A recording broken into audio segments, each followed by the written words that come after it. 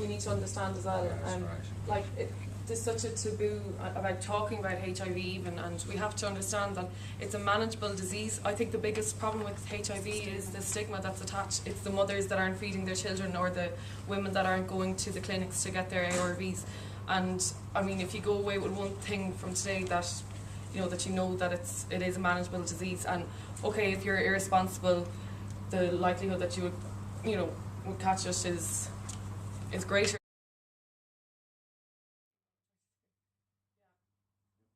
Was just brought there to kind of be put back onto a routine of taking his medication, because if a child doesn't adhere, or anyone doesn't adhere to their HIV medication, they can become resistant to it. So then they have to go onto a second line, and you only have a couple of chances of getting it right with the medication. He was there for 2 months, and he was really healthy. They were quite impressed with his health status, and he contracted TB from another baby in the clinic, and it turned out that it was drug resistant. So he's now in a chest hospital for 2 years while they're treating the drug resistant TB. But his dad actually, his mother is in hospital with AIDS. His father is an alcoholic who would just leave him at home when he'd go to the pub, basically. So he was deemed an unfit guardian. About 3 weeks ago, or a few weeks ago, 2 aunts actually came to visit him in the Brooklyn Chest Hospital, and the care workers asked them to find a family member for him to go to stay with when he's better, and they haven't come back. So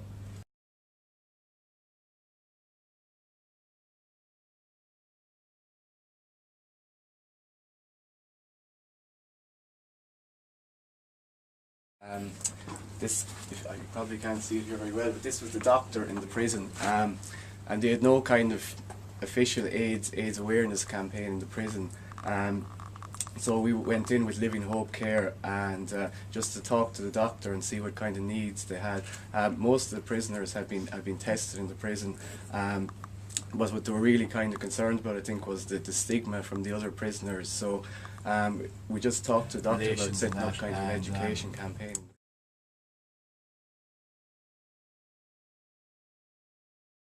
We took people aside and we interviewed them to try and find out, just how they were, and lots of just getting their personal story basically. But out of the first 5 people that we interviewed, 4 of those people, because obviously the most common mode of transmission in Africa is through sexual intercourse. It's maybe accounts for something like 70-80% of the cases. But the first 4 out of 5 had not contracted HIV through sexual intercourse. One guy had been a barber, and he had cut himself with a razor blade accidentally. Another man had no idea why he had contracted HIV. Himself and his wife had only ever had one sexual partner, and it really kind of challenged my own perception, because you just kind of assume that's the way that a lot of the cases were transmitted. But it was just quite interesting.